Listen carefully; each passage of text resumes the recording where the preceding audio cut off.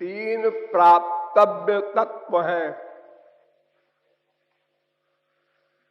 एक का नाम भुक्ति, एक का नाम मुक्ति, एक का नाम भक्ति। कुल जमा टोटल तीन प्राप्तव्य है। कोई भी व्यक्ति इसी तीन के अंतर्गत रहेगा।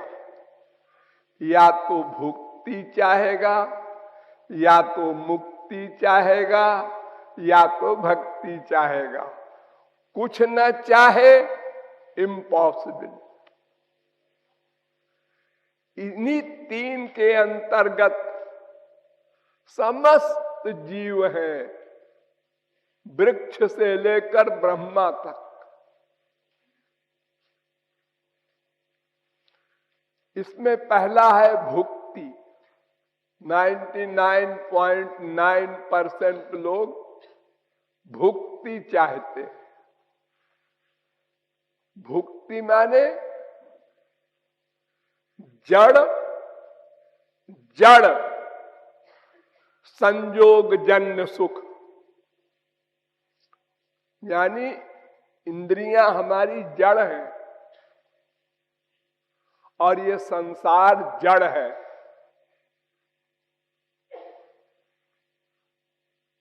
ये इंद्रियां जो चेतन दिखाई पड़ती हैं आपको, ये आत्मा के कारण चेतन दिखाई पड़ती हैं। ये है नहीं चेतन। इसलिए जब आत्मा निकल जाती है, जिसको लोग कहते हैं मर गया, तो इंद्रियां हैं, लेकिन न वो देख सकता है, न सुन सकता है, न सूंघ सकता है, न रस ले सकता है, न स्पर्श कर सकता है।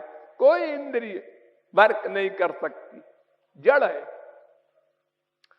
आत्मा के कारण चैतन्यवत वर्क करती है सब इंद्रियां।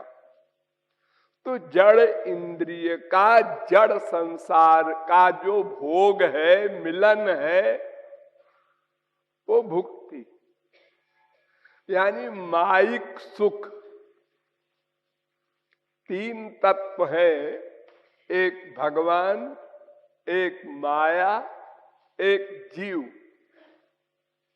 जीव बस दो तत्व की ओर कहीं जाएगा, या तो भगवान की ओर जाएगा, या तो माया की ओर जाएगा।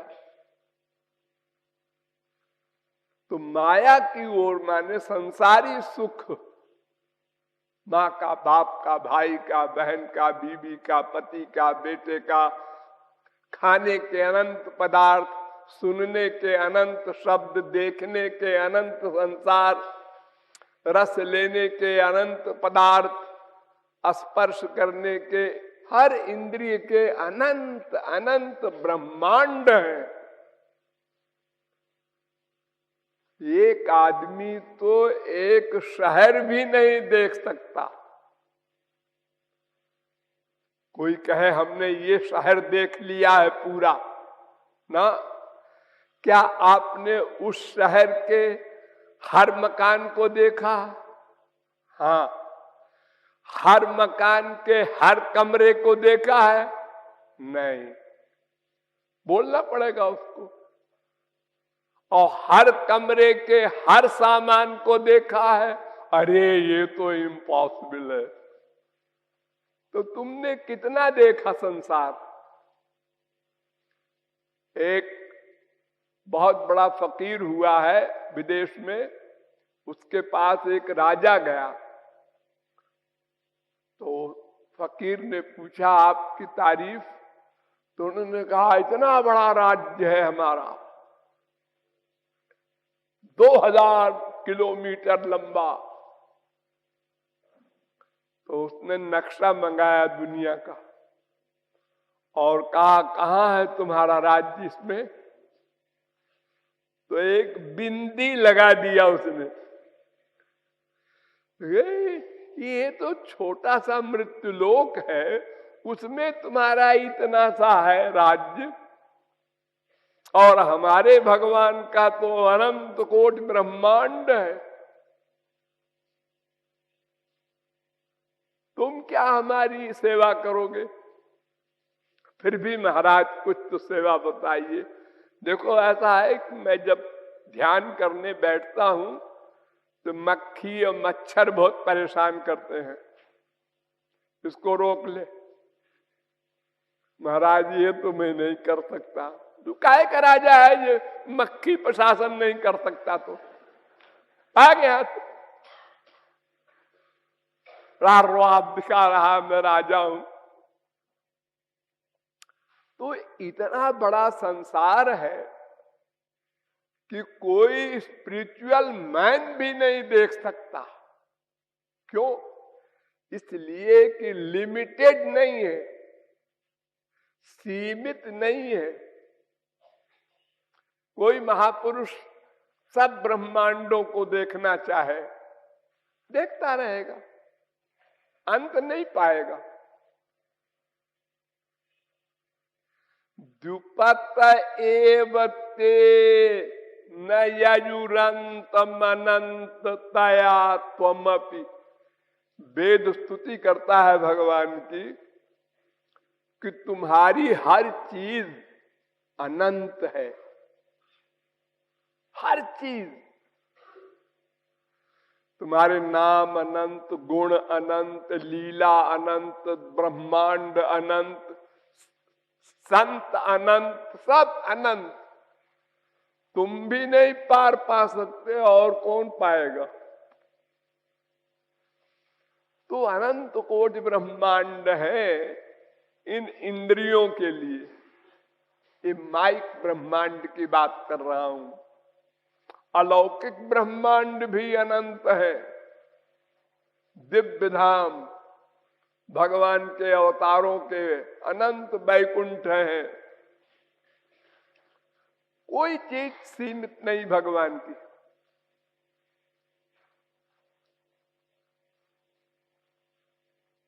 वो भुक्ति माने माइक सुख,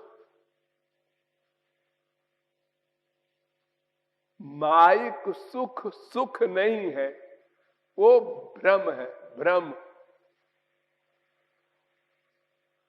क्योंकि आत्मा विपरीत तत्व है, आत्मा चेतन है, और ये संसार का सुख जड़ है। तो जड़ सुख से चेतन का लक्ष्य नहीं प्राप्त होता। अनंत बार हम स्वर्ग जा चुके। आज हम प्लान बनाते हैं 1 करोड़ हो जाए, अमुक वस्तु मिल जाए तो आनंद आ जाए। स्वर्ग सम्राट इंद्र बन चुके हैं हम लोग अनंत बार। फिर मृत्युलोक में आए, फिर कुत्ते बिल्ली गधे बने, फिर कभी भगवान ने दया करके मानव देह दिया, कभी कभी कबहू करी करुणा नर देही देत ईश बिनु हेतु सनेही। एक चांस दे रहा हूं, आपकी भगवत प्राप्ति कर लो, नहीं तो आकर 4,84,000 योनि भ्रमत यह जीव अविनाशी। तो जैसे संसार में हम कुत्ते बिल्ली गधे बने थे जब, तो तब भी इंद्रियों का विषय हमारा लक्ष्य था। तब तो अज्ञानी थे, क्या करें, मजबूरी थी। ज्ञान शक्ति तो मानव देह में है। वो ज्ञान शक्ति अगर महापुरुष की बुद्धि में जोड़ दी जाए और उससे लक्ष्य को प्राप्त किया जाए तो बात बन सकती है, बनी है, अनंत जीव महापुरुष बने हैं। तो संसारी सुख इंद्रियों का कितना ही बड़ा हो, यत् पृथिव्याम व्रीहियवम हिरण्यम पशव स्त्रिया नाल में कस्त पर्याप्तम। वेद व्यास का चैलेंज है कि एक पृथ्वी नहीं, अनंत कोट ब्रह्मांड अगर तुम्हारे नाम लिख दिया जाए, बैनामा कर दिया जाए कि आज से तुम अध्यक्ष बनाए गए अनंत कोट ब्रह्मांड के, तो भी तृष्णा नहीं जाएगी। सुख नाम की वस्तु नहीं मिलेगी, शांति नहीं मिलेगी, और टेंशन होगा, पागल हो जाओगे।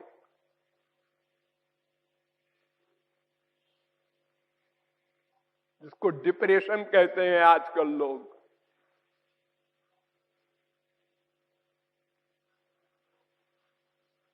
चक्रधरोपि सुरत्वम सुरत्वलाभे सकल सुरपतित्वम सुरपतिरूर्ध्वगतित्वम तथापि न निवर्तते तृष्णा।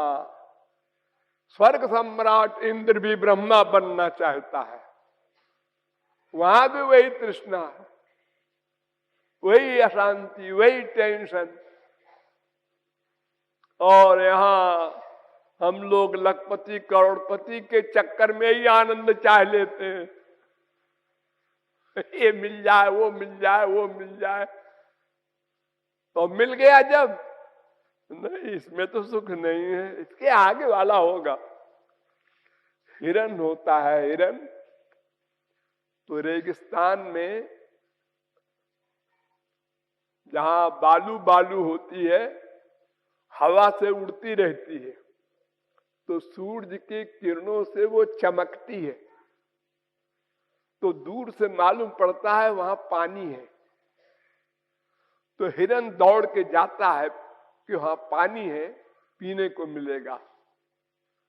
वो पानी तो है नहीं, वो तो बालू चमक रही थी। फिर पीछे देखता है, अरे इधर है पानी। वो दौड़ दौड़ के उसी में मर जाता है, पानी नहीं पाता। यही हाल हम लोगों का है। यहां सुख है, वो मिल गया, हाँ सुख नहीं मिला। यहां होगा सुख, नहीं ये भी नहीं, यहां भी नहीं मिला, वहां भी नहीं मिला, वहां भी नहीं मिला। अनंत बार अनादिकाल से अब तक हमको सब कुछ मिला, बहुत कुछ मिला, लेकिन भुक्ति संसारी वस्तु मिली, और उससे हमने जो समझा था सुख मिलेगा, वो नहीं मिला। तो भा शब्द होता है पा फा बा भा, तो दोनों पाई अलग अलग होती है, तब भा बनता है, और पाई मिल गई तो मां बनता है। तो अलग अलग पाई माने भगवान से अलग जो सुख है उसका नाम भुक्ति, और जो पाई मिल गई तो उसका नाम मुक्ति। भगवान में मिल गया, एक हो गया, अब भगवान का आनंद मिल गया, अब तृप्त हो गया, परिपूर्ण हो गया। कोई भी मछली जब समुद्र में जाती है ताप निश्चिंत हो जाती है, अब ये सूखने वाला नहीं है। नदी का क्या भरोसा, सूख जाए, हम मर जाए। तो अनंत मात्रा का सुख भगवान के एरिया में, और सुख की भ्रांति वाला सुख। कुत्ता सूखी हड्डी चबाता है, जब भूखा होता है जंगली कुत्ता तो सूखी हड्डी चबाता है, तो चबाते चबाते उसके ही गले के मुंह के जबड़े से खून निकलने लगता है। अपने ही खून को हड्डी में लगा हुआ समझकर पीता जाता है और समझता है हड्डी से खून मिल रहा है। अरे आप लोगों के बच्चे अंगूठा पीते हैं, देखा होगा आप लोगों ने, उनसे पूछो क्या मिला, पता नहीं क्या मिलता है, और कितने प्रयत्न करो फिर डाल लेता है। मां परेशान हो जाती है, थक जाती है, लेकिन वो आदत पड़ जाती है, वो छोड़ते ही नहीं है, उनको सुख मिलता है। कोई पागल थोड़े ही है वो, कोई एक्टिंग नहीं कर रहा है, उसको बड़ा सुख मिलता है। तो क्यों, कैसे मिलता है? अपनी लार वो अंगूठा डाल के जब उसको चूसता है तो अपनी लार चूसता है। अपनी लार मीठी होती है तो वह समझता है इसे अंगूठे से निकल रहा है। बस ऐसे ये संसार का सुख है। बड़े बड़े यहां हुए राजा महाराजा, बड़े बड़े ऐशो आराम उनके, लेकिन सुख नहीं मिला। दशरथ सरी के राजा, जिनका 10 दिशाओं में रथ जाता था, इंद्र के आसन पर भी अधिकार था दशरथ का, लेकिन सुख नहीं मिला।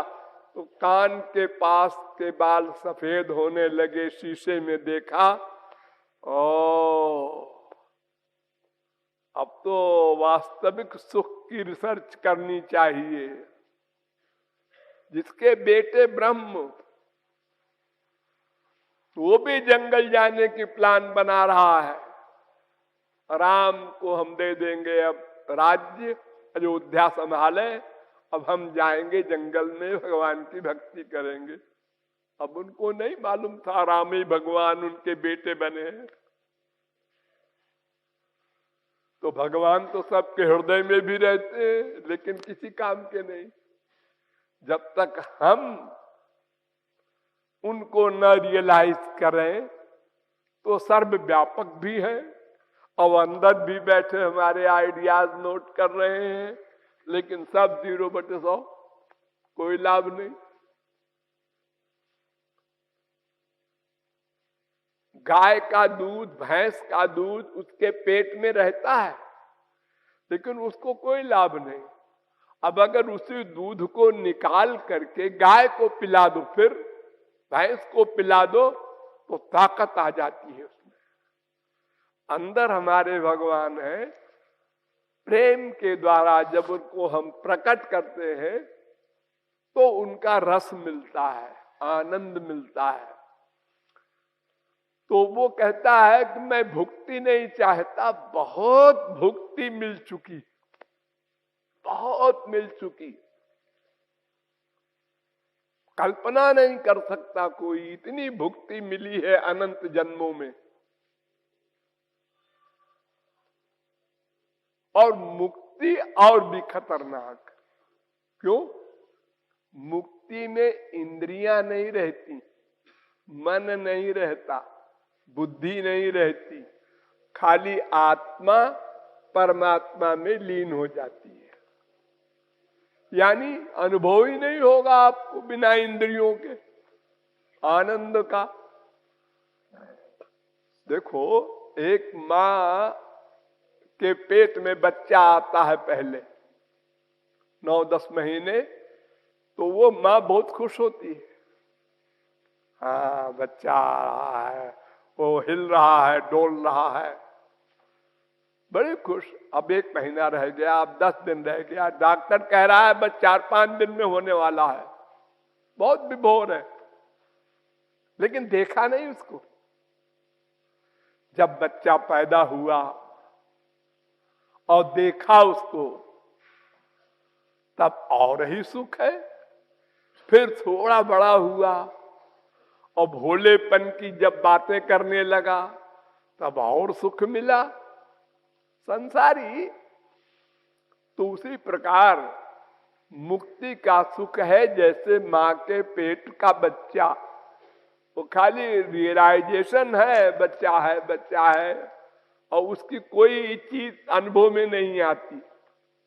और जब वो रामकृष्ण बन करके सामने आते हैं और लीलाएं करते हैं, हमारे साथ ऐसा व्यवहार करते हैं जैसे संसारी आदमी करे, तो वो रस अलौकिक। इसलिए मुक्ति भी नहीं चाहते। मुक्ति भी 5 प्रकार की होती है: सार्ष्टि, सामीप्य, सालोक्य, सारूप्य, सायुज्य। इसमें 4 मुक्ति तो होती है भक्तों की, यानी भगवान और भक्त 2 रहते हैं। भगवान के समीप रहने की इच्छा, भगवान के लोक ही में रहने की इच्छा, ये सब इच्छाएं जो हमारी हैं भगवान संबंधी, संसार की नहीं। ये 4 मुक्ति होती हैं। भगवान का रूप मिल जाए हमको, उसी प्रकार का 4 भुजा का। और 5वीं मुक्ति सबसे खतरनाक है। वो क्या है? एकत्व। जो मैंने बताया, इंद्रिय, मन, बुद्धि, शरीर कुछ नहीं, आत्मा का परमात्मा में लय, एक कैवल्य मुक्ति कहलाती है। सायुज्य मुक्ति, एकत्व मुक्ति, ये सबसे खतरनाक है। इसकी बहुत बुराई की है संतों ने। तो ये सायुज्य तो कोई चाह ही नहीं सकता, बाकी 4 मुक्ति भी नहीं चाहना चाहिए। ये चाहने की बीमारी मिटा देना है। हम अपने लिए कुछ नहीं चाहते, केवल हरि गुरु की सेवा ही चाहते हैं, उनको सुखी करना चाहते हैं, उनको सुखी देखकर विभोर होंगे। ये निष्काम अवस्था है। हमारा शरीर, हमारा मन, हमारी बुद्धि, हमारा धन, हमारा जो कुछ भी है, वो सब उनके सुख के लिए है, अपने सुख के लिए नहीं। बस इसी का नाम निष्काम। अभी तक क्या था? हमारा तन, मन, धन, संसार, माँ बाप, बेटा, स्त्री, पति, सब हमारे सुख के लिए था, हमारे सुख के लिए। भ्रम था, लेकिन था। उद्देश्य यही, बाप से सुख मिलेगा, माँ से मिलेगा, इससे मिलेगा, उससे ले लो, इससे ले लो। और जब वो भी हमसे सुख चाहता है तो लड़ाई हो गई। हम उससे चाहते हैं, वो हमसे चाहता है, दोनों भिखमंगे। सुख नाम की वस्तु उनके पास है ही नहीं। सब जबरदस्ती झूठा, बैंक 0 है और चेकबुक पर साइन करते जा रहे हैं। कितना मिले? 1 करोड़, ले 1 करोड़। तुम्हें कितना चाहिए? 4 करोड़, ले 4 करोड़।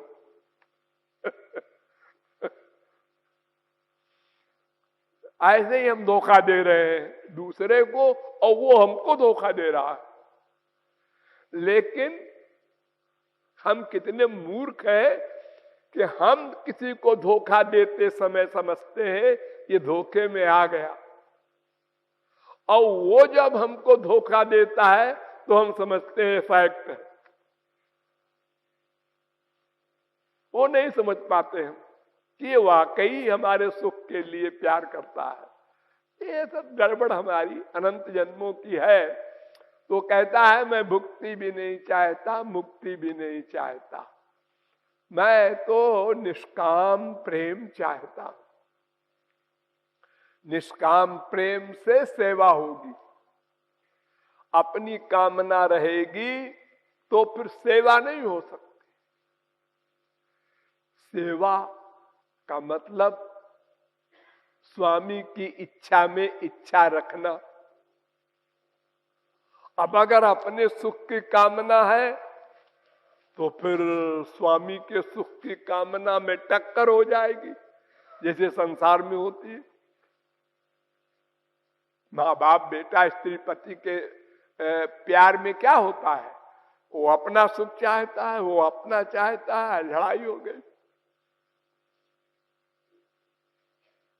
और जब एक पार्टी दूसरे पार्टी का ही सुख चाहती है तो लड़ाई कभी हो ही नहीं सकती। अनंत काल तक इसीलिए शिष्य और गुरु में लड़ाई कभी नहीं हो सकती। अगर हुई तो वो शिष्य नहीं। भक्त और भगवान में लड़ाई कभी नहीं हो सकती। अगर हुई तो वो भक्त नहीं, दास नहीं। किसी भी अवस्था में जब भीष्म पितामह को मारने दौड़े श्री कृष्ण भगवान सर्वज्ञ, जिन्होंने प्रतिज्ञा की थी कि हथियार नहीं उठाएंगे महाभारत में, भूल गए और रथ का पहिया लेके और सीना तान के आंखें लाल करके और दौड़े मारने। और भीष्म पितामह को गुस्सा नहीं आया, वो मुस्कुराते हुए देख रहे थे। वाह लीलाधारी, वाह वाह वाह, क्या बात। आओ आओ, हमको मारना चाहते हो? अरे तुम अंदर से जीरो कर देते, हम मर जाते। अंदर बैठे हो, तुमको ये इतना बड़ा रथ का पहिया लेके दौड़ने की क्या जरूरत? क्या बढ़िया झांकी है। भक्तों को ये झांकी देखने को नहीं मिलेगी। भक्त तो भगवान को मुस्कुराते हुए देखते होंगे, लेकिन हम तुमको जो इस समय देख रहे हैं, वाह, जैसे वाकई आपको गुस्सा अंदर आ गया है। यानी वो भगवान की इच्छा में इच्छा रखता है, उनकी हर क्रिया में सुख का अनुभव करता है। लड़ाई कैसे हो, सवाल ही नहीं पैदा होता।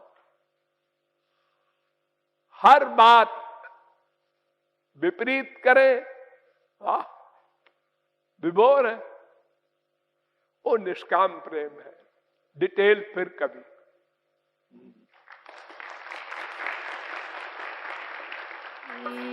मुक्ति मांगू मैं,